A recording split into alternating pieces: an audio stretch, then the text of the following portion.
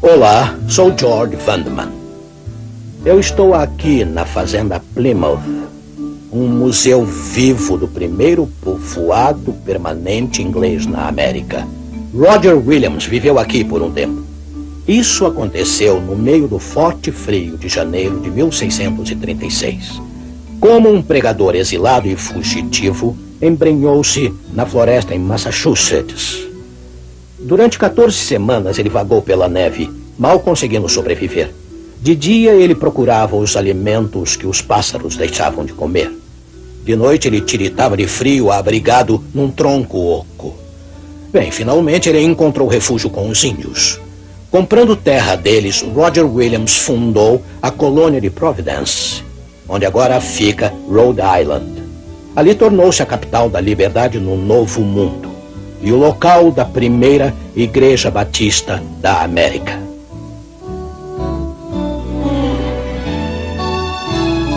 Está escrito, com George Vandeman, apresentando o Cristo vivo como resposta às suas necessidades mais profundas. Hoje, o que eu gosto nos batistas?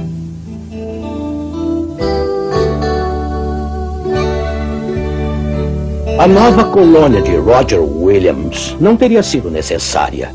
Afinal, foi em nome da liberdade que os puritanos tinham vindo para Massachusetts. Eles cruzaram o Atlântico fugindo da perseguição da igreja oficial da Inglaterra, apenas para criar uma igreja oficial deles próprios.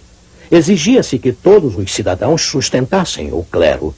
Magistrados abriram guerra contra a heresia. A liberdade de consciência era sufocada por essa mistura de religião e governo que lembrava o velho mundo. Quando Roger Williams, entretanto, chegou à colônia da Bahia, em Massachusetts, ele teve uma calorosa recepção. As autoridades até o convidaram para liderar a única igreja em Boston, mas Williams declinou. Ele não podia suportar a supressão da consciência pelo governo.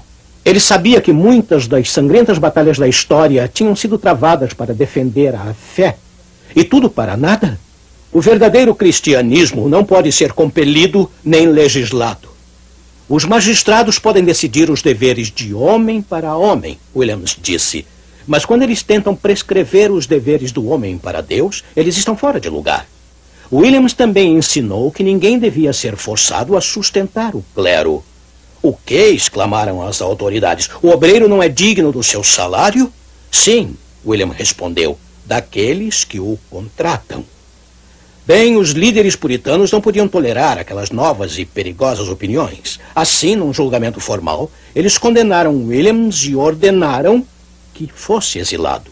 Banido de Boston, ele estabeleceu em Providence o primeiro governo moderno, oferecendo total liberdade de consciência.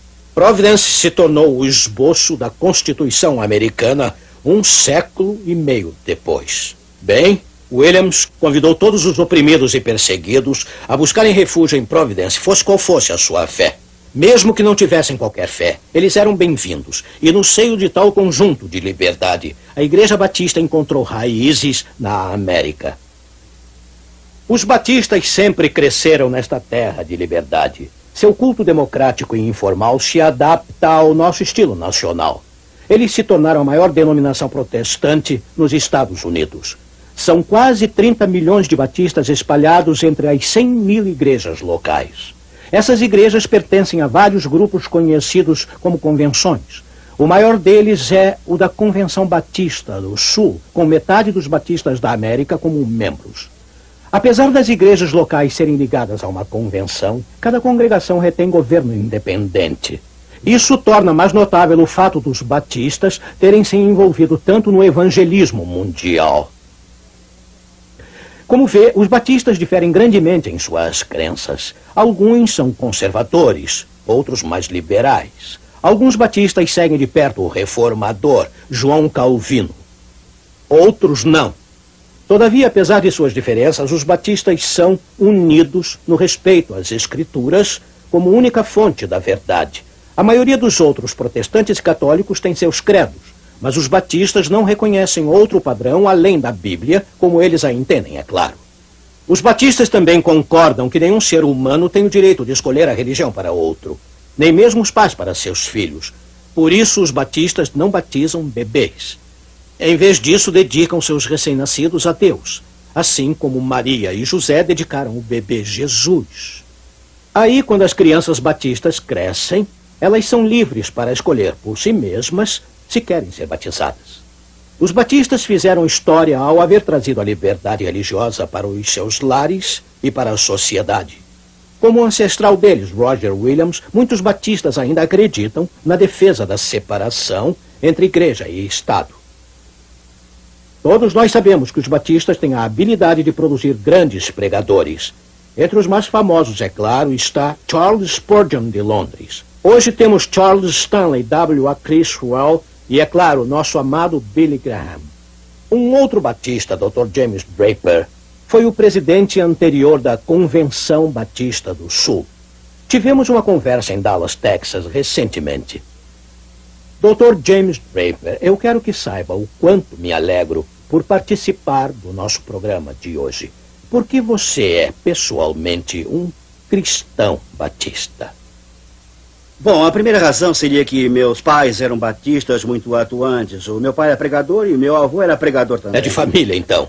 Isso Você mesmo. é filho de pregador? Eu sou filho de pregador. E assim, toda a minha vida eu tenho aprendido a palavra de Deus. Eu cresci numa família que amava o Senhor. Minha mãe e meu pai me conduziram a Cristo. Quando atingi a idade de entender que eu era um pecador e precisava ser salvo, entreguei a minha vida a Cristo e fui batizado e entrei para a Igreja Batista. E aí, através dos anos, a Igreja Batista e as instituições batistas têm me nutrido e me encorajado, me treinado, me educado. Assim, eu acho que a principal razão seriam essas minhas raízes. Essa é a atmosfera na qual eu encontrei o Senhor. Uma herança abençoada, eu diria. É, sem dúvida. Aqueles primeiros anos não foram os que mais o impressionaram? Não há dúvida sobre isso. De fato, o mais forte do cristianismo é o cristianismo em família, onde Exato. as famílias se dedicam ao Senhor.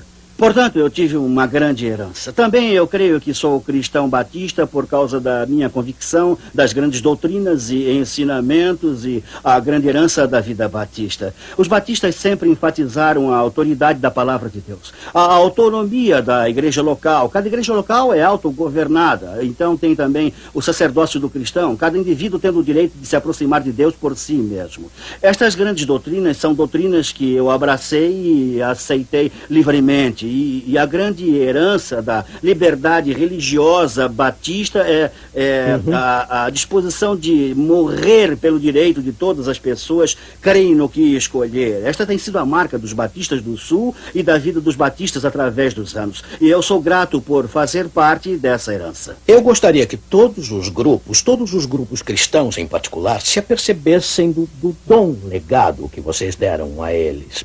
Bem, é verdade. E a disposição de morrer pelo direito de crença que outras pessoas têm. Esta é a finalidade deste programa. Estamos tentando mostrar como Deus usou estes reformadores para resgatar para nós hoje a verdade negligenciada. E todos se beneficiam. É verdade. Mas agora o custo. Fale-me um pouco sobre o custo. Bom, muitos dos nossos ancestrais batistas morreram em nossa fé para poderem adquirir a liberdade religiosa. E eu creio que o fato de, na América, o cristianismo custar tão pouco, nós não corremos riscos, nós não temos que pagar nada, parece, e não existe custo em nossa fé. Isso tem diluído a força do cristianismo até certo grau. Mas nossa herança é de forte sacrifício e compromisso. Você concorda então quando eu digo que, se não tivermos algo por que morrer, provavelmente não temos nada porque vale a pena viver? Tem razão.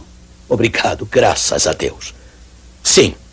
Existem muitas coisas que eu gosto a respeito dos amigos batistas. Eu aprecio a ênfase deles no Evangelho. Para os batistas, a religião não é uma teoria, mas uma pessoa.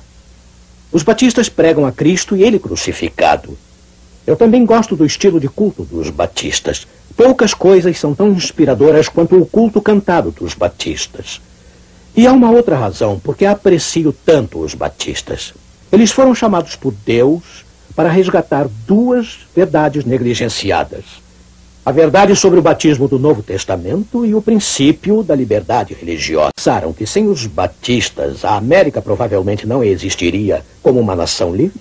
George Bancroft, o conhecido historiador, observou. Ele disse: liberdade de consciência, liberdade ilimitada de pensamento, foi, desde o início, o troféu dos batistas. Sim, a nossa democracia foi fundada na tradição batista de liberdade religiosa. Mesmo antes dos dias de Roger Williams, os batistas sofreram muito para sua liberdade. Eles nasceram de uma luta complexa e fascinante entre os protestantes. Uma luta pela liberdade de consciência. Tudo começou com o movimento anabatista do século XVI na Europa. Enquanto Lutero seguia avante na Alemanha, Ulrich Zwingli lançou a reforma na Suíça. Zwingli ouviu pela primeira vez o Evangelho quando se preparava para o sacerdócio. E quando chamado para esta linda catedral aqui em Zurique, em 1519, ela era chamada de Igreja do Povo então. Ele decidiu pregar as boas novas. Assim, pondo completamente de lado o sermão que estava programado, ele abriu o Novo Testamento para o seu povo. Mas logo Zwingli encontrou grande oposição. O conselho da cidade, influenciado por certos líderes da igreja, se opôs à mensagem da salvação somente pela fé. Mesmo assim, ele continuou pregando a verdade que o havia libertado. Mas em 1523, o próprio Zwingli começou a recuar. Durante um debate público, ele mostrou disposição em se acomodar. Zwingli imaginou que, se baixasse o tom de suas reformas, ele talvez conseguisse atuar dentro do sistema. Ele não queria alienar os líderes cívicos. Assim, ele modificou sua mensagem, buscando apenas uma reforma gradual das tradições da igreja. Mas alguns dos jovens alunos de Zwingli ficaram aborrecidos com essa linha. Um deles, Conrad Grebel, protestou que a verdade bíblica exige sempre ação imediata, com ou sem o apoio do governo. E é claro, ele estava certo. Grebel ficou desiludido com a disposição do seu professor de acomodar os políticos. Ele até acusou Zwingli de permitir que o conselho da cidade exercesse a autoridade que pertence só à Bíblia. Bem, Zwingli rejeitou totalmente a crítica de Grebel. Aí então Grebel decidiu que a verdade deveria marchar avante, mesmo sem o reformador. Assim, com alguns amigos, ele organizou os círculos de estudos bíblicos nos lares. Isso lhe parece familiar? E logo eles redescobriram, em seu estudo, a verdade do Novo Testamento sobre batismo. Você se lembra como o Senhor Jesus foi batizado? Lemos a respeito em Mateus, capítulo 3, versículo 16. Ouça. E sendo Jesus batizado, saiu logo da água. Note que Jesus saiu da água após ser batizado. Não lhe espirraram água, nem a derramaram. Ele foi submerso, imerso dentro do Rio Jordão. Os crentes em Cristo são enterrados com ele no batismo, diz o apóstolo Paulo. Infelizmente, a igreja havia perdido de vista esta importante verdade. Durante séculos, a tradição da aspersão em bebês tinha trazido todos para a igreja. Agora, Conrad Grebel, na Suíça, proclamava que Roma e os reformadores estavam todos enganados. Bem, como você pode imaginar, o Conselho de Zurique não gostou do que ele fez. Assim, em 21 de janeiro de 1525, eles aprovaram uma lei proibindo reuniões nos lares para estudos bíblicos. Apesar do decreto, Grebel e seus amigos continuaram estudando juntos. Eles decidiram rejeitar não apenas as tradições de Roma, mas também as concessões de Zwingli. E para selar o seu compromisso com Cristo, Grebel e seus amigos batizaram uns aos outros uma segunda vez. Eles formaram uma nova comunidade cristã conhecida como os Anabatistas, que quer dizer aqueles batizados duas vezes. Ora, como Martinho Lutero reagiu aos Anabatistas? Bem, em princípio, o reformador alemão defendeu liberdade total de consciência. Mas, infelizmente, ele mudou seu ponto de vista. O que o fez mudar de opinião? Bem, foi um processo gradual. Durante a Guerra dos Camponeses, muitos protestantes foram mortos por príncipes católicos. Milhares pereceram no campo de batalha. Lutero viu o valor de se ter o governo do seu lado, em vez de contra ele. Depois que seus ensinamentos passaram a controlar o norte da Alemanha, Lutero dependia mais e mais dos príncipes protestantes para proteger a reforma de Roma. Assim, foi formado um relacionamento luterano-igreja-estado. Como Zwingli, Lutero aprovou uma favorável união da igreja com o Estado. Para eles, pareceu ser uma questão de sobrevivência da reforma, mas eles não conseguiram prever os problemas que sempre ocorrem em se misturar religião com política. Temos uma situação semelhante na América hoje. Lutando para salvar a nossa nação, muitos cristãos sinceros estão fazendo pressão para legislarem a moralidade. Sua própria interpretação da moralidade, é claro. Mas aqueles que têm aprendido com o passado recusam favores religiosos do governo. Eles sabem que os problemas espirituais não podem ser resolvidos com ação política. Notem o que aconteceu no século XVI. Os reformadores tinham sido expulsos por Roma, e agora eles expulsavam os anabatistas. Acredite ou não, eles chegaram a perseguir seus companheiros de crença. Este é um dos capítulos mais tristes, mais desconcertantes da história da igreja. Primeiro, Zwingli instou seus amigos políticos a esmagarem os não conformistas. Os anabatistas aqui em Zurique foram declarados sob a pena de morte. Mais tarde, na Alemanha, o colega de Lutero, Melanchthon, argumentou que os anabatistas deveriam ser executados. Até a sua pacífica expressão de fé tem subvertido a ordem religiosa e civil, acusou Melanchthon. Ele predisse que a oposição deles ao batismo de bebês iria produzir uma sociedade pagã. Por isso, eles deviam ser exterminados para salvar a nação. Pode imaginar isso? Tal barbaridade é difícil de ser aceita hoje por nós. Sem dúvida, os líderes protestantes erraram, às vezes seriamente. Dado a fraqueza da natureza humana, não devíamos achar isso tudo surpreendente, porque todo o despertamento espiritual tem sido manchado por alguns zelotas desorientados. Vemos mesmo nas Escrituras que alguns servos fiéis de Deus cometeram muitas vezes graves erros. Isso também foi verdade durante a Reforma. Os anabatistas foram arrancados de seus lares, jogados na prisão e cruelmente mortos. Mas seu sangue foi como uma semente. E os anabatistas que escaparam da espada espalharam a sua fé por toda a Europa. Alguns foram para a Noruega, outros para a Itália, Polônia, Holanda e Inglaterra. A Holanda se tornou um paraíso especial para os anabatistas, assim como para outros refugiados religiosos. Um grupo de cristãos ingleses fugiu para lá de seus colegas protestantes da Igreja da Inglaterra. Os dois grupos, anabatistas e separatistas ingleses, desfrutaram de uma bela comunhão. Um pastor inglês, John Smythe, foi totalmente convencido pelos ensinamentos anabatistas e foi rebatizado. Os batistas modernos consideram Smythe um pioneiro da sua fé. Aí, em 1609, o grupo de Smythe voltou para a Inglaterra e organizou a primeira igreja batista lá. Em poucos anos, os batistas da Inglaterra vieram para a América com a sua herança de democracia e liberdade. Roger Williams foi apenas um dos muitos batistas que lideraram as colônias em direção da liberdade de consciência. James Madison, um dos fundadores da América, foi ganho para a liberdade religiosa pelos batistas. Quando menino em Virgínia, ele ouviu um destemido pastor batista, aprisionado por sua fé, pregando da janela da sua cela. Bem, naquele dia, Madison dedicou sua vida à luta pela liberdade de consciência. Incansavelmente, ele conversou com Thomas Jefferson e outros para garantir a primeira emenda na Constituição americana.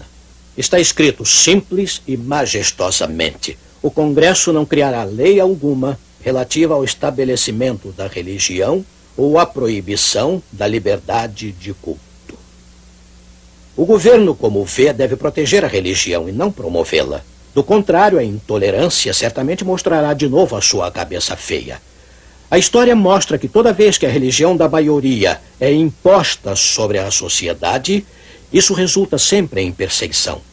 Muitos batistas zelosos estão preocupados atualmente. Estão preocupados que sua herança de liberdade religiosa esteja desaparecendo. Em ver alguns de seus irmãos batistas liderando a luta para legislar sobre moralidade.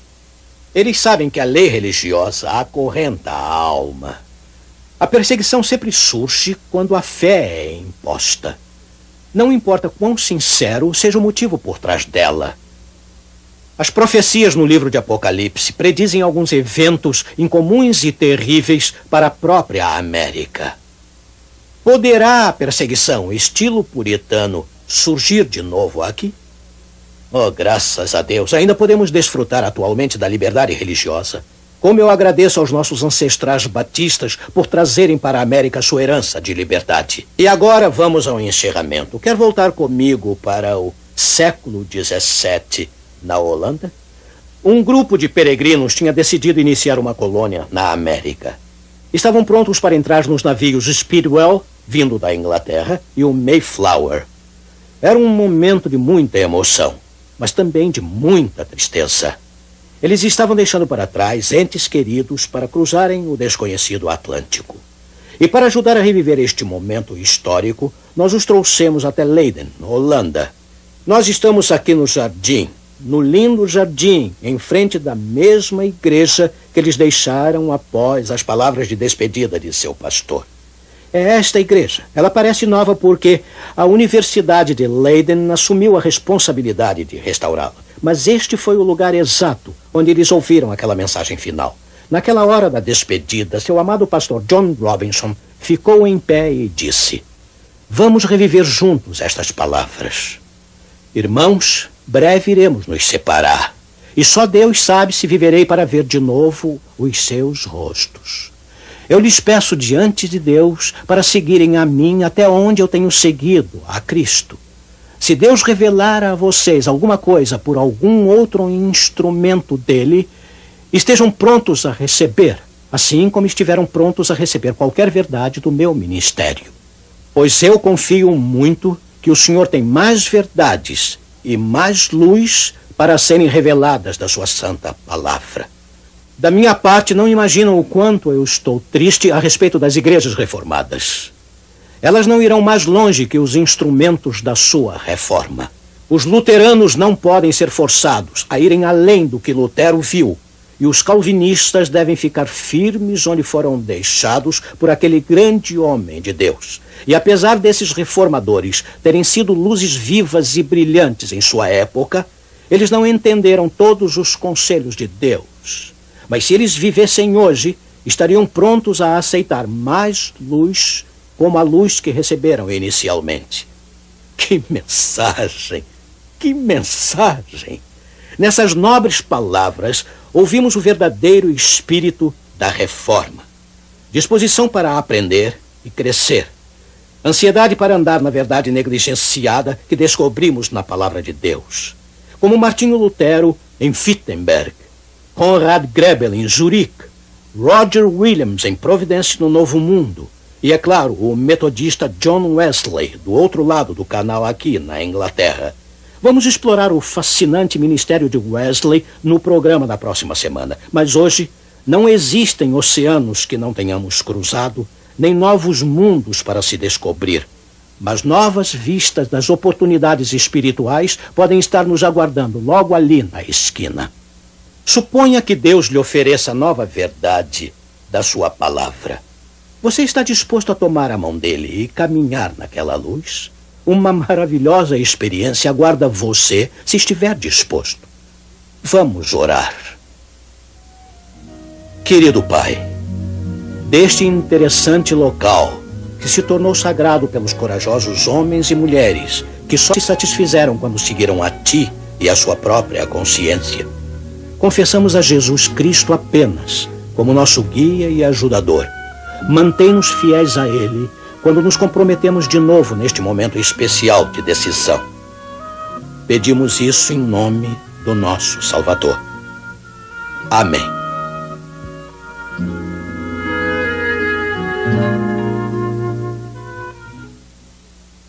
Temos o prazer de lhe oferecer um presente, uma série de estudos sobre a Bíblia. Esta série tem o objetivo de motivá-lo a conhecer a Deus e viver a paz e a esperança que o relacionamento com Ele pode dar. Esses estudos mostram com clareza as respostas para as mais importantes dúvidas como: por que Deus permite o sofrimento? Será que as profecias podem me fazer entender o mundo e a vida? Como posso ser feliz? Bem, Estas e outras centenas de perguntas vitais têm resposta. Este curso é inteiramente grátis e foi preparado especialmente para você. Para receber gratuitamente o curso bíblico do Está Escrito, basta você escrever para o programa Está Escrito, Caixa Postal 1189, CEP 20.001-970, Rio de Janeiro. Se preferir, ligue para 021-266-3022. Este material é inteiramente grátis. Que pena, e chegou o momento de dizer até logo a todos. Mas lembre-se, está escrito: não só de pão viverá o homem, mas de toda a palavra que sai da boca de Deus.